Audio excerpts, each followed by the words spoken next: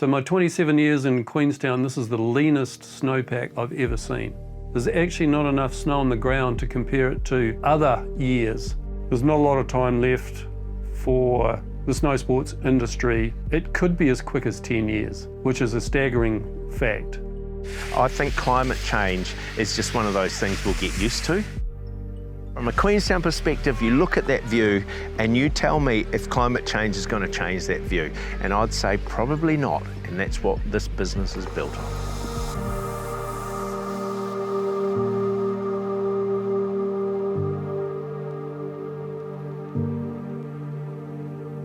My name's Todd Redpath. I'm a PhD student at the University of Otago. We do a lot of work mapping snow cover from space. We're all trying to understand our seasonal snow in Otago here in New Zealand.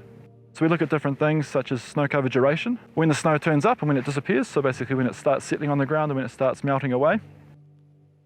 From a scientific point of view, we don't really know much about our seasonal snow. A big focus of my PhD work has been trying to fill that gap in.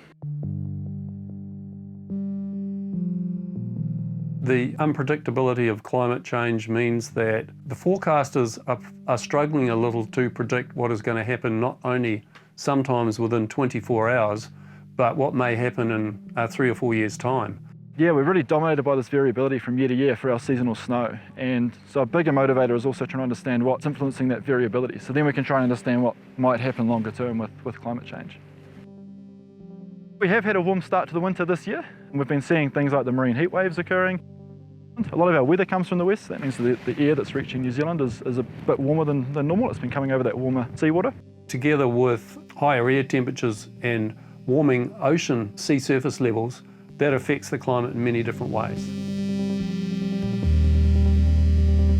This season has been a challenging season, but it's been kind of fairly normal, unfortunately.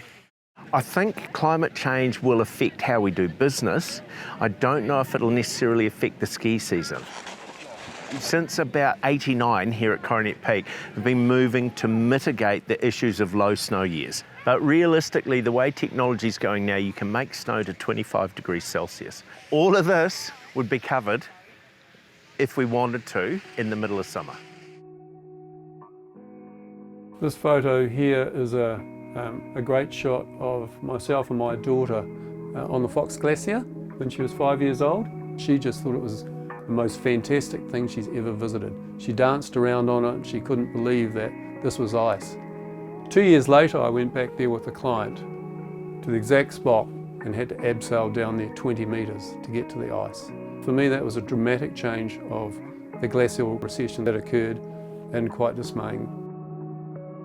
We've certainly been seeing a reduction in mass of our glaciers in the Southern Alps, so they're getting smaller. But glaciers are a little bit different. They don't disappear during the summer like our winter snowpack. So glaciers give us a signal of winter and summer. So our snowpack is sort of, you can think of it as being like a water tower, somewhere you keep the water and then it melts at a time when it's more useful. If we lose that reservoir and our precipitation becomes more seasonal, then we can run into issues with stream flow, with water supplies for irrigation, and basically all of our sort of downstream water use.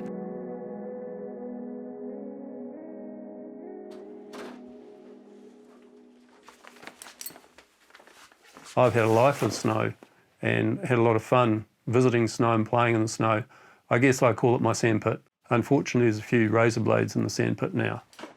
I'm not so worried for my generation. I'm very worried for younger generations. They want to enjoy the same things that we're enjoying right now. And there's massive movements around the world from the younger generation, which is fantastic to see.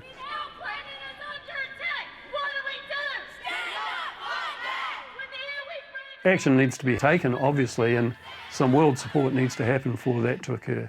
The world powers need to be amenable to the change, and I think that until that happens, then the next 10 years could be the warmest 10 years ever in the globe that we've ever experienced. Our thinking around climate change is there is a temperature change, but that is more minor than what we consider extreme weather events, which are likely to damage infrastructure, ruin roads, power, all those kind of things. They're the primary at-risk piece to climate change, but we haven't seen so much extreme weather yet. And I don't know when we will, and that's the big unknown.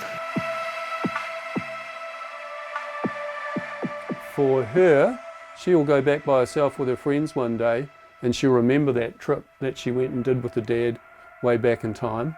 Who knows what the glacier will be like then, or even if it exists.